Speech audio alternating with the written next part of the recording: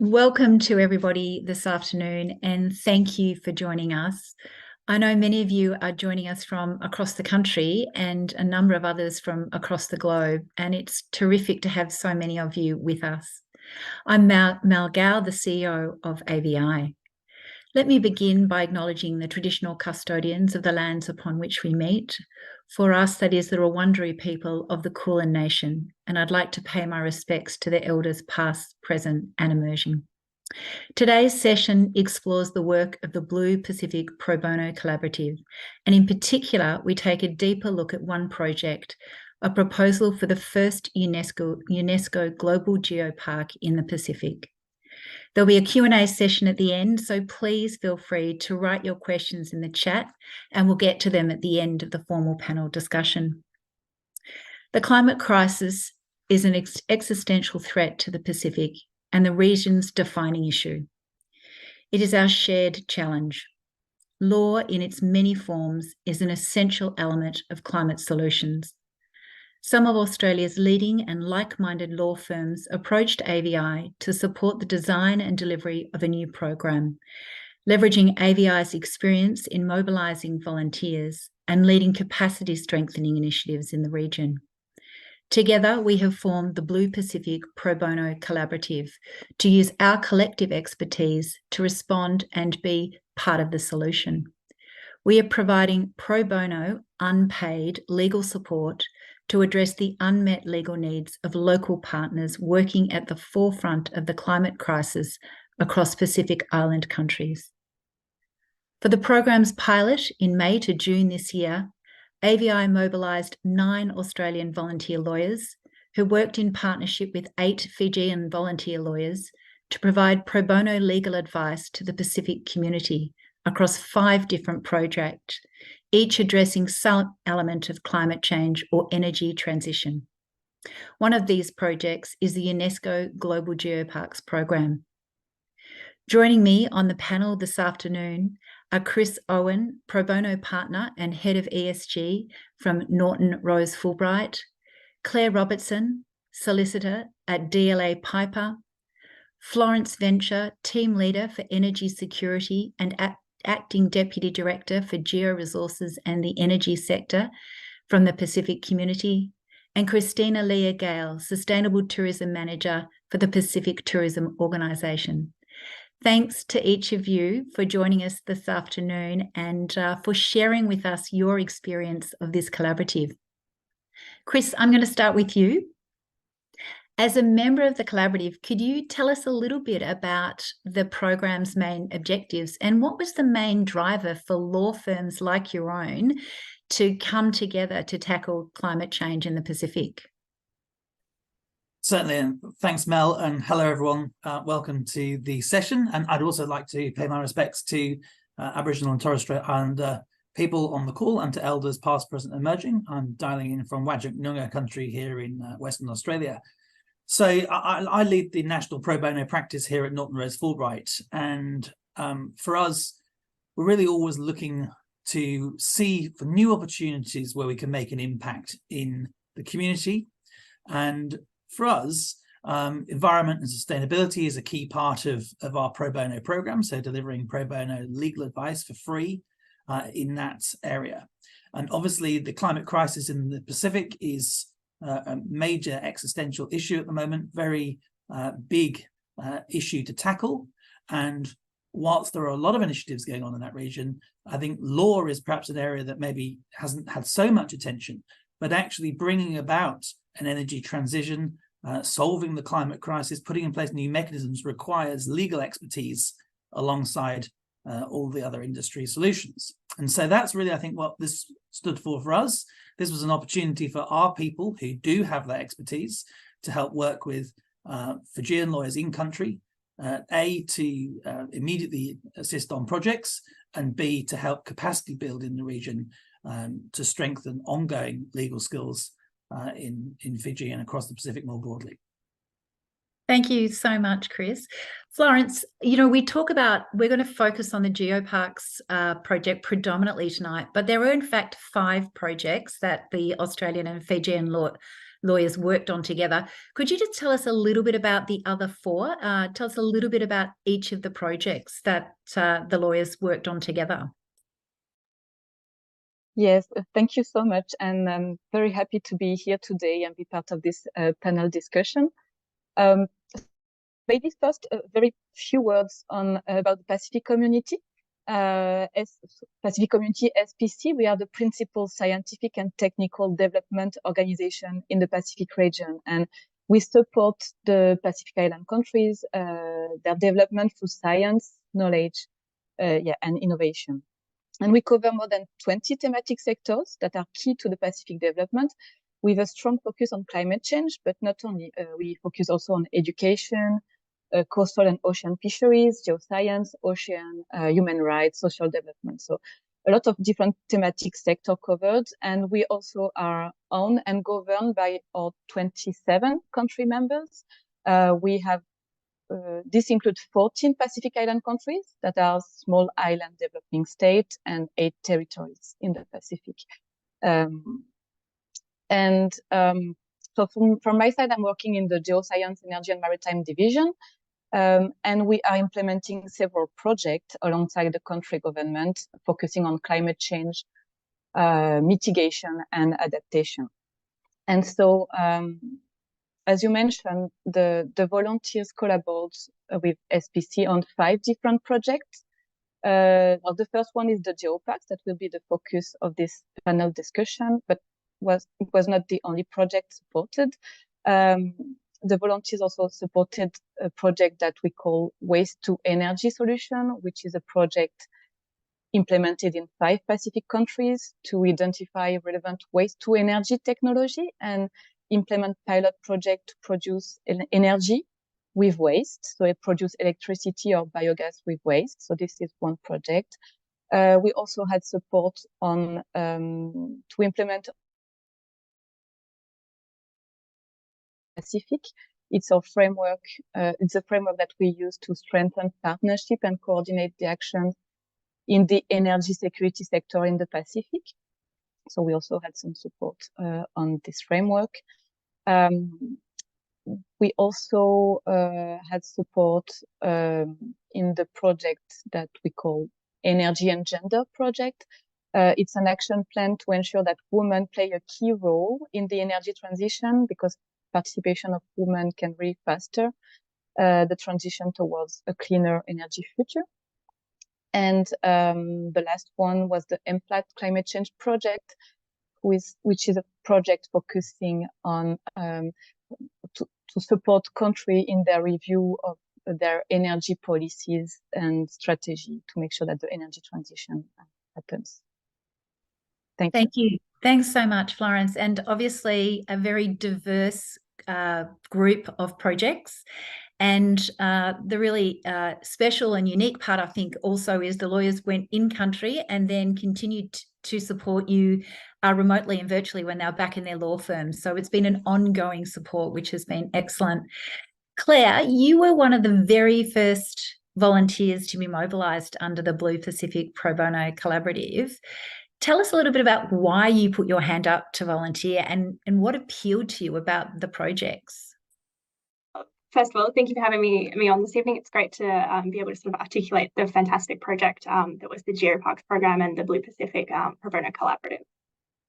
In terms of what attracted me to sort of apply to the program, I guess I've got a bit of a background in the climate change space and particularly around ocean-based initiatives as well. So it's a bit of a passion project of mine, and sort of have an interest in working with governments and sort of UN bodies in that space. And so when I saw that ABI was putting and SPC were putting forward this opportunity, I thought that was a fantastic opportunity to marry up something that I guess I somewhat do on the day-to-day with an opportunity to help out in the Pacific. So for me, it was quite a well-aligned project. And I think particularly in the pro bono space, a lot of the areas that corporate pro bono teams support, so to speak, things like mental health or homeless issues, which are also very important issues to support. But I think branching out into that climate space and being able to use skills that lawyers, I guess, use in their day-to-day practice was quite appealing to me as well. So fantastic opportunity to get involved. Thanks very much, Claire. Christine, the UNESCO Global Geoparks project is jointly managed by the Pacific Community and the South Pacific Tourism Organisation. Can you tell us a little bit about the project? What was Claire and her Fijian counterpart focused on while they've been working with you? Yeah, thank you very much. And, for the opportunity to be part of the discussion today. I think for us at SPTO, the role of geoparks in promoting the significance of specific culture and geological landscapes is very critical to the product or the tourism experience that we offer as Pacific Island destinations. And of course, the work of the lawyers when we had met in Suva at our office is one of significant importance to us as a regional organization that works across government agencies responsible for tourism. Now, we do not have the legal background in terms of, looking at all aspects of legal requirements when you're looking at an experience that's quite new and different in the way tourism is presented in our different island countries. If you look at geoparks and the initial work that we've started already in the 4 countries of Fiji, Vanuatu, Samoa, and Tuvalu, some of the sites are, volcanoes. Volcano in Tana in Vanuatu. And then you look at the crater and the lava fields in Samoa. Some of these sites are quite amazing in terms of geological values and interest, but also they can pose significant risks to the lives of visitors, but also to the lives of our people who are living in and around the sites. And most of the times you would, in your experience as a visitor or a tourist to the islands or to anywhere else in the world, liability and safety is very much at the forefront of the thinking when you're looking at managing sites or even promoting a site. And so for travel agents and destination marketing organizations, the safety aspects of geoparks and visiting geoparks is quite important. And for us, that's the value the lawyers bring into this very unique project. So we've just started looking into geoparks in the region. There's none in the Pacific at this stage, out of 169 worldwide. And so we're very keen to see the countries progress to join the 169 countries or sites in the world.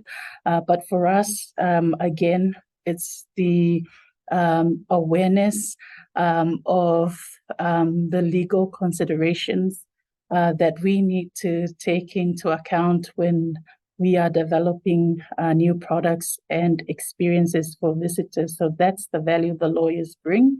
And we've been very, very fortunate to collaborate with SPC through Gary and the team, the geoscience team, and through the AVI as well, to have volunteers who we're not paying for. Of course, we do not have the resources at SPTO. And certainly our countries, when I'm talking about countries, it's also the tourism operators and the communities who own and manage such sites. They do not have the resources to employ lawyers or legal advisors who can look into those very important aspects of product development and safety requirements. So I really appreciate the contribution of the program to tourism in the Pacific.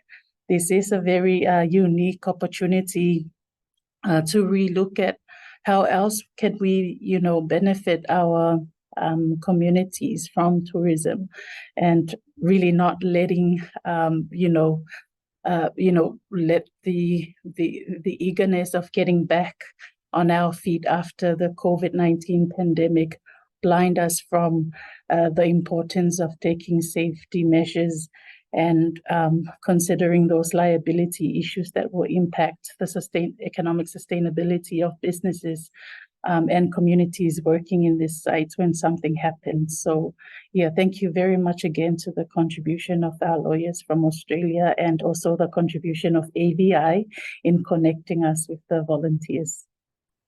Thanks so much, Christina. Claire, tell us a little bit. Now, Christina's outlined the program of work really well and the complexity involved in it. What were you actually focused on while you were there during your time in Fiji? So I think our scope of work kind of broadly fell into three sort of main areas. The first was to look at the existing legislation within Tuvalu around protection of environmentally significant sites or heritage sites in terms of what they could do nationally under their own domestic legislation. That's sort of one of the key requirements for establishing a geopark, is that you can in fact protect those sites under your own domestic legislation. So that was the first sort of scope of our review. Then one of the other key considerations for establishing a geopark is that you need to have a management body. And UNESCO is quite prescriptive with the requirements that you need to hit in order to have an eligible management body. It's things like it's a separate entity that's established under the national laws. Local decision makers are on the board. There are people who have the relevant technical expertise and things like that in order to manage the geopark. And so our advice was sort of looking at who could be the relevant body. Would it be an existing body that could take over that role as a management body? Would we set up a separate structure, something like a company or a partnership or a charity? What would that sort of look like in the context of the Pacific? And so the scope of our work there really focused on Tuvalu and the Funafuti conservation area. And so we sort of looked at how their existing body, the Funafuti Kapule, how they could, I guess, as a local government entity who was already managing a conservation area, how they could comply with the management body requirements and be the body that took that over and progressed the geopark. And then our advice looked more broadly at sort of, I guess, once we had that management body set up and the geopark was sort of good to go, what were some of those broader opportunities and risks that came out of the geopark? So opportunities in terms of things like it was generating a self-sustaining source of revenue for Tuvalu, because you could charge an entrance fee for those who wanted to come and visit the park, or you could perhaps even get climate financing opportunities to support further investment into the park and things like that, job creation. And then I guess on the flip side, some of those risks that Christina has already outlined around safety of tourism operators, particularly when you're looking at some of those sites like Tanna Island with the volcano. That's obviously quite a high risk. What liability would those operators have, or the management body itself have, particularly given it's a standalone legal entity as well. Tax implications, really the full suite of potential risks. So it was quite a broad spectrum of advice, but ultimately sort of focused on the core foundation work in order to get the geopark and the management body set up. Thanks so much, Claire. That's terrific. And I just want to remind those who have joined us for the panel, please feel free, as our wonderful panelists share their experiences with you, to put any questions that you might have in the chat, and we will get to those towards the end of our conversation. Chris, next one for you. How does this kind of program fit in, and how is it different from the normal pro bono services that most Australian law firms already offer? Yeah, thanks, Mel. So as many of the people on this call may know, Australia is actually one of the most developed countries in terms of its pro bono program across law firms. And so lawyers in Australia are already used to doing pro bono as part of their day-to-day commercial practice, or alongside that day-to-day commercial practice. And most firms have a program where they have some specialist areas, and their lawyers will get involved in helping out in the community in those specialist areas, delivering legal advice. This is slightly different, particularly because of the collaborative element. And that's what really drew Norton West Fulbright to be excited about this project. It's not always the case that you see law firms working together. Often law firms in the commercial sense may be kind of competing against each other for client work. But the beauty of this project is it allowed 4 firms in this case to come together and to actually have that collective expertise helping out into the community. And in this case, the community was not in Australia, but it was actually part of each of our firms' international portfolio in the Blue Pacific. And I think that's just really beautiful, that one of the best parts of it was that the lawyers from all the different firms were all together in country, sharing experience, working with the Fijian lawyers, and that sort of collective knowledge, I think, was, more than the sum of its parts. And that was really, really great. And that's the kind of key differential for this type of collaborative project, I think, Mel. Thank you so much, Chris. Florence, why is it important for the Pacific community to be able to access this kind of legal support that the collaborative was able to provide? And how did it help you really move your various projects forward? Thank you, Mel. Yeah, it's very important to be able to access this legal support in the climate change space, because in the Pacific Island country, they have very ambitious targets in terms of climate change action. And for example, for the energy transition sector, just to give a very short example, we have 70% of electricity that is produced by petroleum, and the target for most of the countries to reach 100% of renewable energy production by 2030. And so very, very ambitious target in this climate change and energy transition space. And to do that, but to achieve that, we really need to have the appropriate regional frameworks and national roadmaps and policy and legislation in place to allow all this energy transition to happen and to allow all these climate change actions. And so we need to have the right framework in place and the right enabling environment. And I think this is where legal support is key. And currently at SPC, we don't have a legal background on our team to really support the countries and the project in this specific aspect. So yeah, this is really where access to legal support is key, really, to progress all the work in climate change and energy transition in the region. And Florence, how did you go about engaging with your member countries around the legal support being provided through this project? You know, you have a number of governments that are involved in each of these critical projects. Well, how did you talk to them about the process of involving the lawyers? Yeah, thank you. And yeah, the legal advice that was provided, the legal support that was provided was of very big value to our member countries. And we are very, very grateful for the legal support that the volunteers provided. So we informed our member countries, of course, and it was very well received by the countries, and they show a very strong interest. And we received a lot of requests from them to review some legislation, to have some support on their policies, because they want to have the right frameworks in place. So yeah, very strong interest received from them. We were not able to answer all the requests because there are big needs around this. But we really hope that this collaboration was just the beginning, and yeah, we're really looking forward to continuing this partnership to be able to maybe answer all the needs and requests from the members' country. Thanks, Florence. And I know certainly the law firms involved in AVI are really committed to trying to grow the initiative because we understand that the need is so great.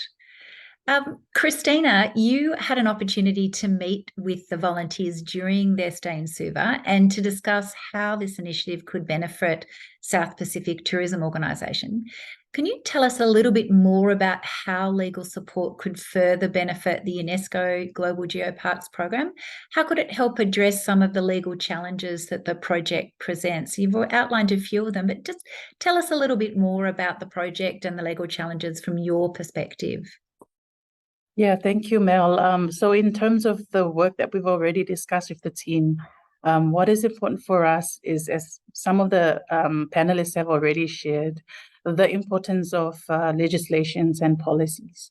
At the regional level, SPTO, like SPC, provides support through policy advice and guidance to our member countries. So our focal points at country level would be the ministries of tourism or the national tourism organizations. Most of the ministries and the NTOs, as we refer to them, all depend on the Attorney General's office in country, who are looking after all of the other legal matters pertaining to all government agencies. And so, of course, for us, we understand the gaps that exist at country level when it comes to legal support. And a lot of the times, too, for us at the regional level, we are a very small organization. And so we, through the partnership with SPC as a bigger crop agency or regional agency that we work closely with, it's a privilege to be working with the lawyers and the team from SPC in guiding and shaping the work that we're trying at the national level in developing geoparks. So when we're looking at legislations, we're also looking at how the standards that we're setting for Pacific tourism experiences would evolve over time, and how those standards could be met by the countries, but also by the tourism operators.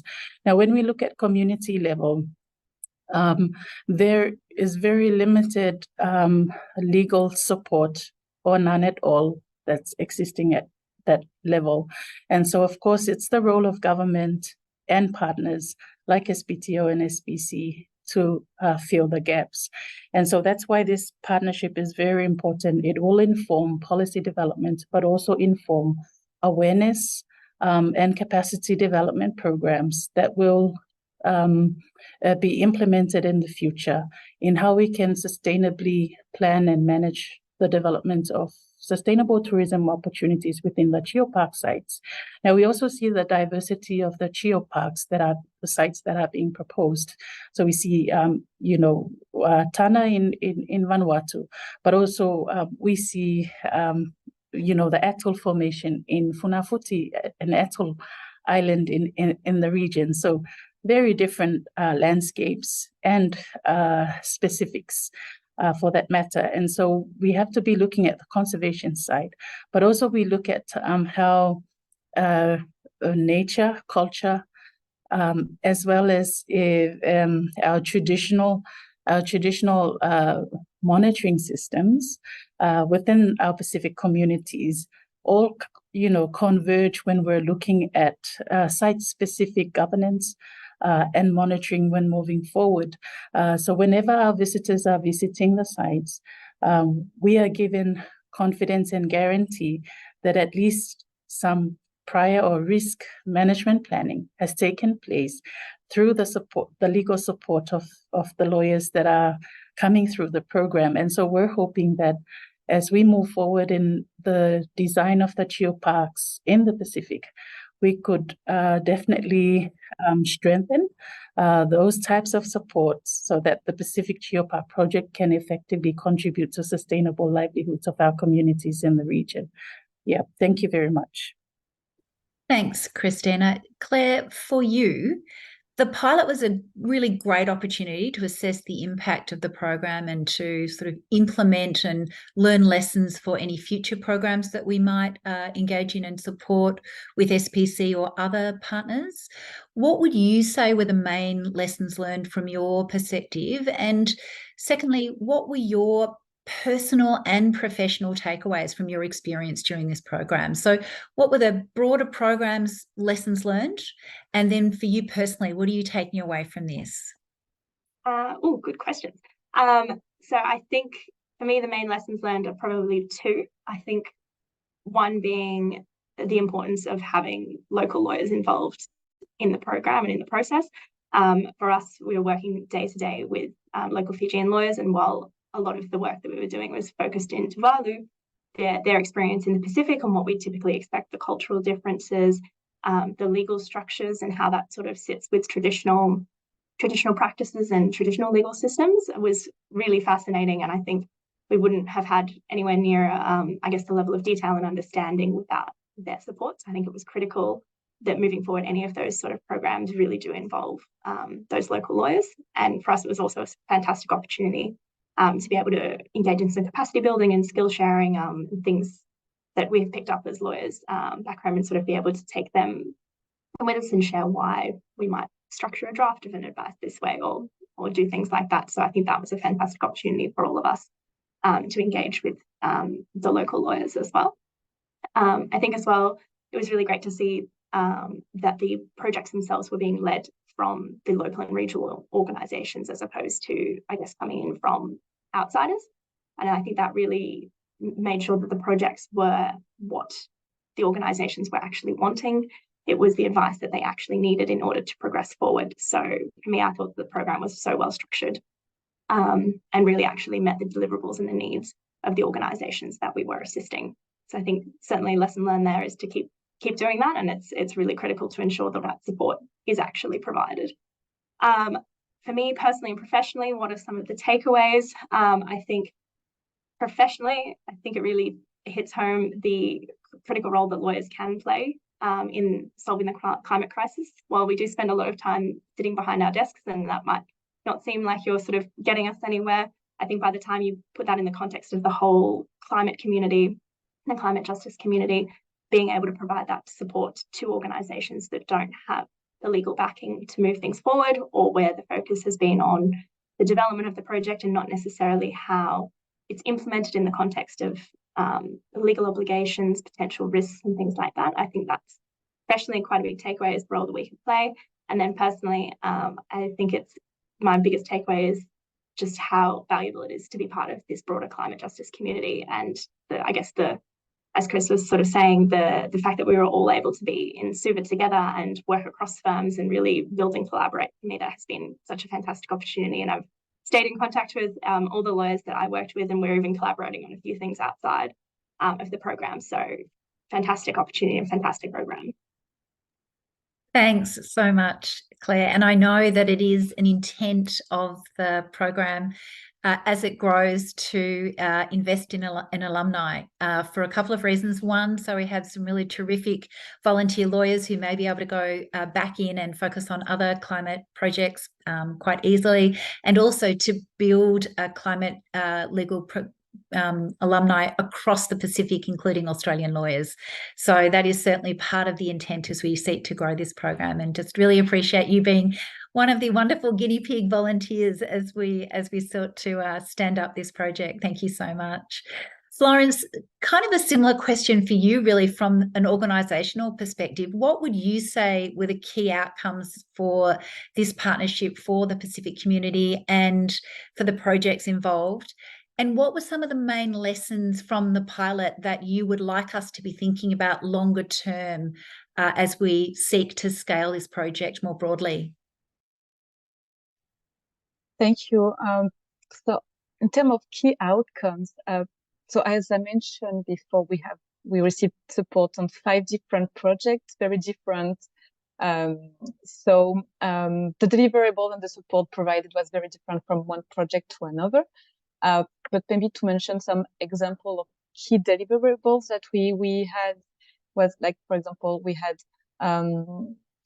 some work plan really to guide SPC in further progressing the work on some project. We could have some summary on best practices in gender responsive energy policies, for example. We also had some suggestion of implementation plan to implement our framework for energy security in the region. We also had some comparison between current national policies and key findings and recommendations arising from the legal review that was done. So very, very important work to guide all the project going forward. So it was very, very appreciated, and we were very grateful about this. And maybe, well, one of the lessons learned that we have is that the scoping phase before the mission is very important to ensure that we have a well-designed assignment for the volunteer that join SPC for a few weeks. So maybe if we continue this partnership, the scoping mission phase could be done prior to the arrival of the volunteers, maybe with some legal support also for this scoping phase. And also the collaboration and the support provided could also start maybe remotely to be able to, so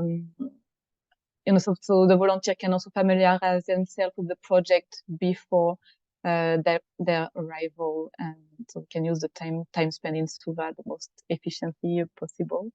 As I mentioned, the need in terms of legal support is very important to progress some of the region's key projects and key ambition in relation to climate change and energy transition. And we really look forward to continuing this partnership with AVI in the future. And there is really significant potential to upscale the collaboration to other projects, but also maybe to the project that were already supported going further. So significant potential in the years to come. Thanks very much, Florence. And I think you said to me at one point, Mel, if you can get me 20 lawyers tomorrow, I'll take them. That's how great the need is. We're working on it. Thank you so much. Chris, Claire referred to this, the significance and importance of collaborating with the Fijian lawyers and also with the Fiji Law Society. That was the strength. The intent of the project is not just Australian lawyers going in, working on a project and exiting. It is about working in collaboration and partnership with local Fijian lawyers and with the Fiji Law Society. Can you tell us a little bit about that? You actually had the opportunity to travel to Fiji, to meet with the Fijian lawyers, to meet with the Fiji Law Society. What's your perspective on how that part of the program really fed into the positive outcomes and its significance over time going forward? Yeah, and I think that's a really important point and a really important feature of the whole program. So perhaps the first point to note is that we were invited into country by the local partners, and that was really critical. This wasn't us sitting here in Australia and thinking, oh, well, look, there's a project over there, let's sort of muscle in and fly over to Fiji. This was about working with the local stakeholders and coming at their invitation to provide, at this stage, additional capacity in the climate change journey. Now, obviously, we're very mindful in that. Of course, we're here providing pro bono support. That's the way this project's been structured. But the real long-term outcome is that you don't need Australian lawyers coming into the country at all, and that actually there's enough expertise within the region for that the demand to be met locally. And also we're mindful that there may well be a number of fee-paying opportunities for local law firms to provide ongoing advice. And so, we're mindful that we don't want to be in a position where we are harming the local legal economy. And that was sort of really part of the framing discussions that we had with Fijian Law Society and also with a number of the partners from the various Fijian firms that were involved in our project. And so that's part of the ongoing journey, which is about building local expertise in environmental law, climate law. And that's not to say it didn't exist there at all before. There are a number of examples of environmental lawyers already on the ground. And so the idea is to work with those people who are already there and have that expertise and just to bring it forward and scale it up. The second piece is really about sort of the rule of law and access to justice more broadly. And particularly the Fijian Law Society is very keen to build out a framework where more of the lawyers in Fiji have the opportunity to undertake pro bono, not necessarily in the climate space, although that is part of it. And part of our work has been to help sort of set them on the journey of how that might work, looking at models in other jurisdictions, not just in Australia, but in other nations too, and giving options to local partners about how that looks. And I think that's an important feature of the project as well. And then the final wraparound of all of this is that there is a sort of overlay of peace and security, stability, rule of law, access to justice that sits over all of this. And that's an important angle to the project as a whole. So I hope that gives you a bit of a flavour for those listening about kind of where this is going, what we're sort of thinking. That's terrific, Chris. Thank you so much. And I am going to come back to you on that future vision. So I'm going to give you a chance to build on some of the things that you've just articulated. And I know that with our partners, we've been thinking about more broadly. But before I do that, Christina, I want to come back to you. The South Pacific Tourism Organisation works on a whole range of game-changing projects and initiatives throughout the Pacific Islands. trying to empower destinations to promote sustainable tourism. Could you please touch on the importance of building legal capacities to support that work of the organisation and its members? What does it mean in the context of trying to build an industry around sustainable tourism to have this level of legal capacity available? Thank you, Mel. I think I said earlier that with the work that we're doing at the regional level, it's important to recognize that there's a lot of limitations when it comes to legal advice and legal support available, not only within our organization, but also at government level, at private sector level, and even down at community level. So the ongoing support of organizations like ABI and law firms who are part of the Pro Bono initiative to come into the Pacific and support this kind of work is very significant in the way we develop our own programs of support.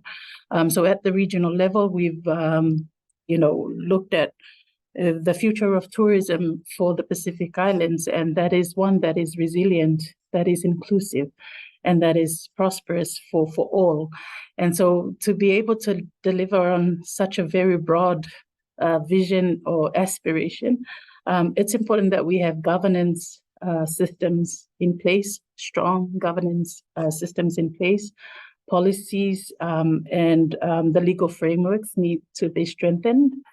We've only touched on the standards a little bit, but when it comes to national level sustainable tourism development, we need to be aspiring to standards that are acceptable, not only at the global level by all visitors, but also we need to be looking at how tourism is impacting our environment. And that's why it's so important to look into the compliance issues when it comes to conservation, to waste management, to energy and mitigation matters and issues.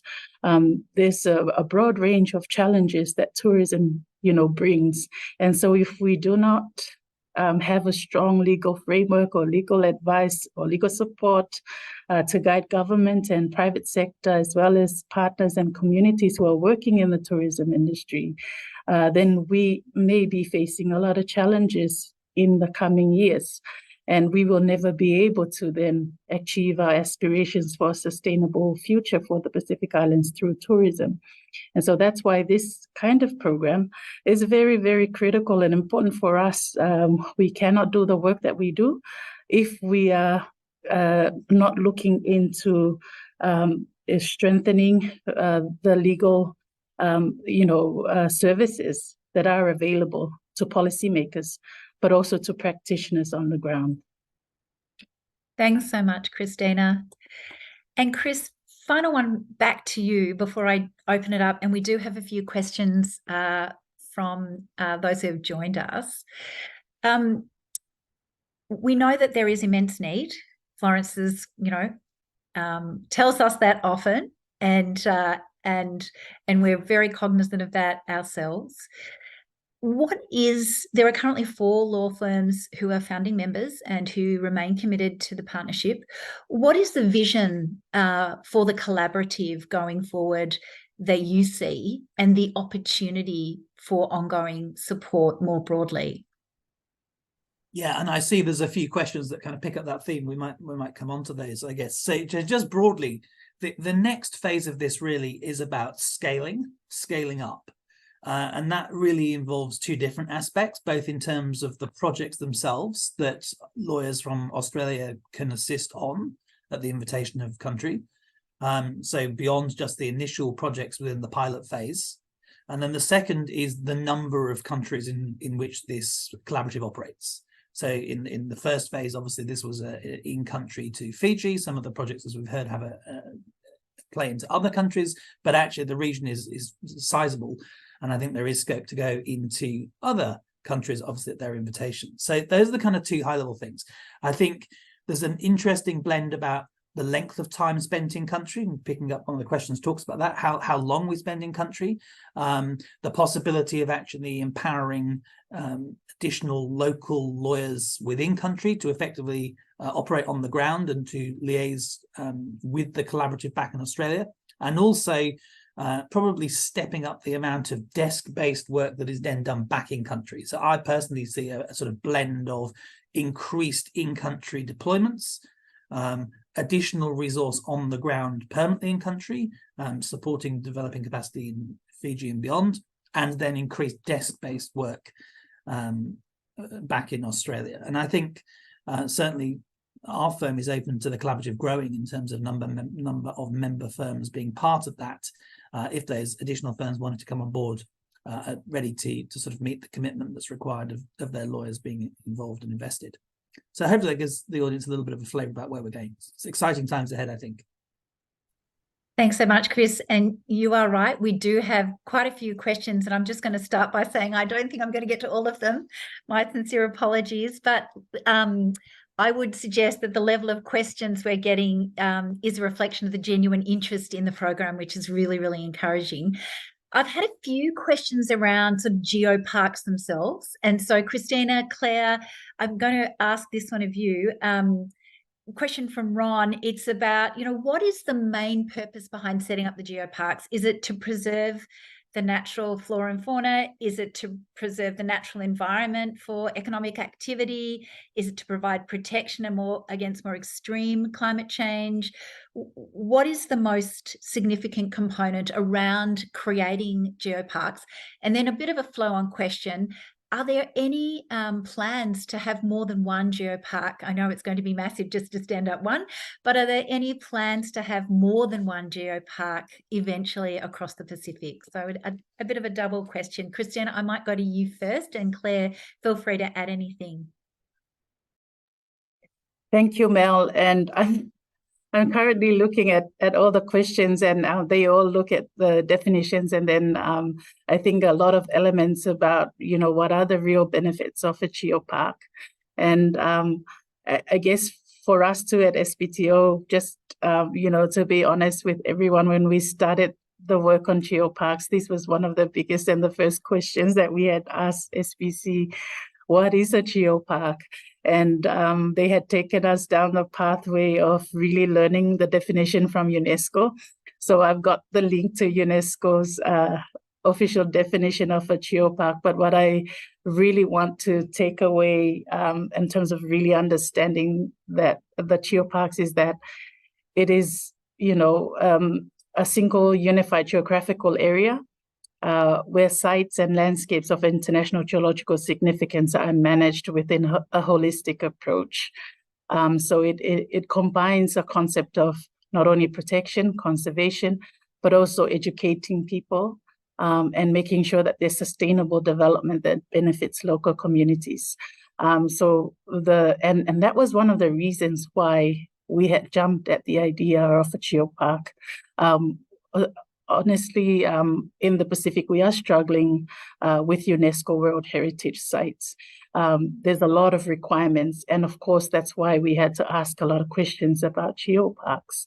Now, you can frame it any way you want it, but our understanding of a geopark is that it's a designated geographical area, of course, of geographical or geological interest, but it is one that combines not only the natural elements, but also, more importantly to the Pacific, the cultural and the social dimensions of that particular area or site to the livelihoods of the community. So we cannot isolate the physical structures of the site or the natural structures of the site from its connection to the story behind the people that live around the site and within the site, and how that site can be developed for the benefit of nature, but also for the benefit of the people around it. So that's how we see geoparks in the Pacific. We have the question also about, are we going to establish one or more than one? That is a question for the countries, because at the national level, there has to be regulations and legislations that countries need to agree to. And so we will leave it to the countries themselves. But we do hope that one day we will have more than one in the Pacific Islands. So thank you very much. Thanks very much, Christina.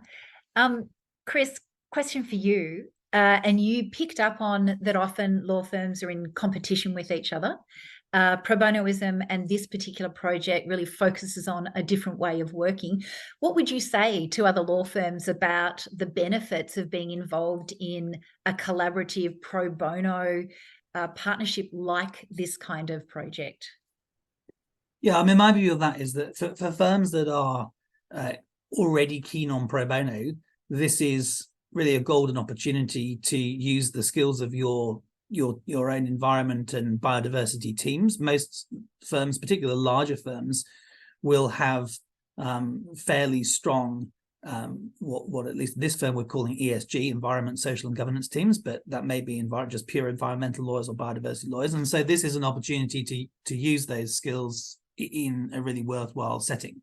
Now, in terms of firms that may not be so developed on that journey, there are obviously other reasons why you might be involved in this beyond just purely assisting. So, for example, it helps to train your lawyers on the job. The skills that Australian lawyers will then get not only benefit the Pacific, but then they're very useful on projects that are handled domestically. So there's sort of wider benefits for those firms who perhaps aren't so sure of the business case purely on a kind of philanthropic basis.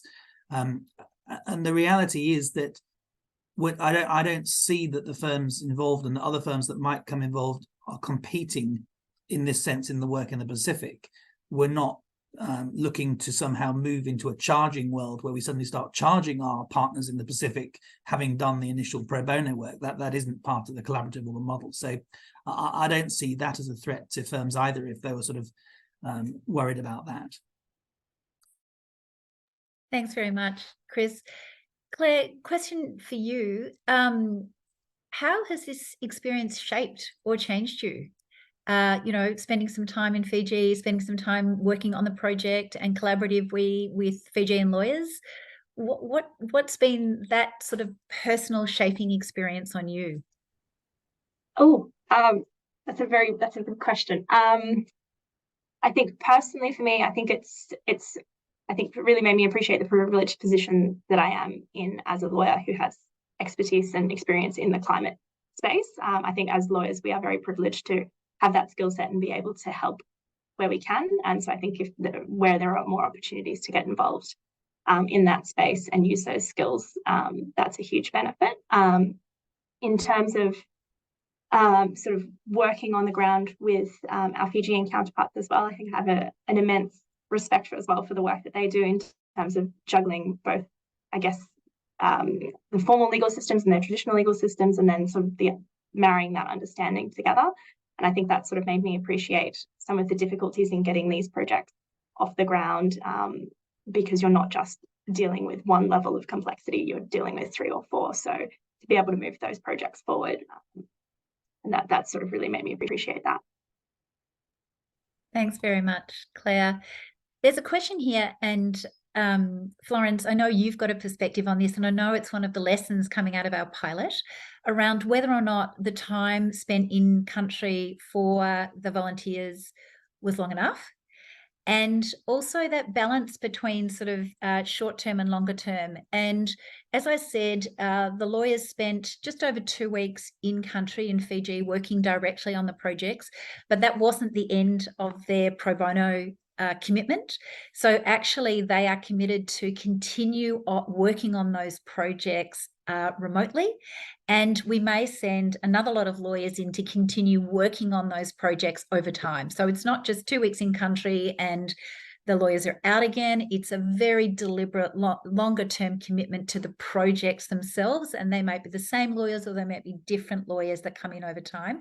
But Florence, tell us a little bit about your experience of that short time in country and kind of the lessons that we've all reflected on out of that experience.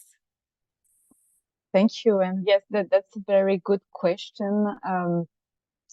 So, well, we were very grateful to have this this short-term in-country support, and very grateful to have the longer term, like remotely with the volunteers. So it was very useful, very appreciated, but indeed one of the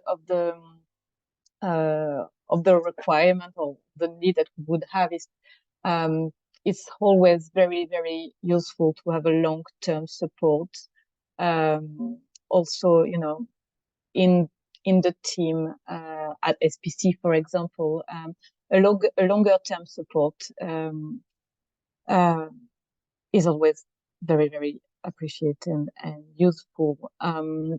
So going forward, I think you know, both ways can very work well together, with a long-term support in the team, but also short-term volunteers coming to Suva and Fiji, for example. This is something that we need to think about going forward. Thanks very much, Florence. And I certainly know the collaborative are thinking about this. And so the intent of the project is to really have a balance where we might have a longer term lawyer based in the Pacific community, for example. And ideally, that would actually be a local lawyer. That would be a Fijian lawyer that then Australian and Fijian volunteer lawyers can actually engage with. So it's certainly the intent of the project that we're working on as part of our project design. And it is that terrific balance of longer term and shorter term surges that I think we're trying to balance at this point in time. Just we've had questions around funding. So just to let you know that the pilot itself was entirely funded by the 4 founding law firms who have genuinely showed an incredible commitment to this project, both through their pro bono use of their expertise and actually the broader things that it takes to pull such a program together. There was the question about the Green Climate Fund. We haven't looked at the Green Climate Fund for funding. It's possible, but I do know that the Green Climate Fund has traditionally given money to governments, national governments, and then they have pulled through that. It's something we might explore going through partner governments, but it's a really thoughtful suggestion. We are also, because you have heard us talk about wanting to get this project to scale. Florence wants, 20 lawyers. We've started talking to the Attorney General's Department in Samoa, others in Vanuatu and Tonga. So it is a regional project. The need is substantive. So we are talking to a range of donor governments also about increased investment. So just to let people know, we are coming to the end of our time together. I want to thank our panelists in particular. Thank you so much for giving up your time. I know it is late in Fiji for Florence and Christina. Thank you so much. And thank you, of course, also to Claire and Chris for joining us. It's been a wonderful conversation, I think. I've learned a lot. I hope those of you who've joined us have also found it a really useful conversation. And we will continue through ABI and our partners to share more as this program grows. We're really excited. The pilot was terrific, and so we are committed to bringing this project to scale. An email has been sent out to all of those of you who registered for this event, and it has links to all of the organisations that have been featured. So you can go in and learn more about each of the organisations that we've discussed this evening. And finally, if you want to receive invitations to events like these into the future, please feel free to join ABI's mailing list and follow us on social media. We will tell you more about not only this project, but also some of the other wonderful work that we're doing. Thank you to everybody for joining us. Have a terrific evening wherever you might be, or day, wherever you might be. Thank you so much.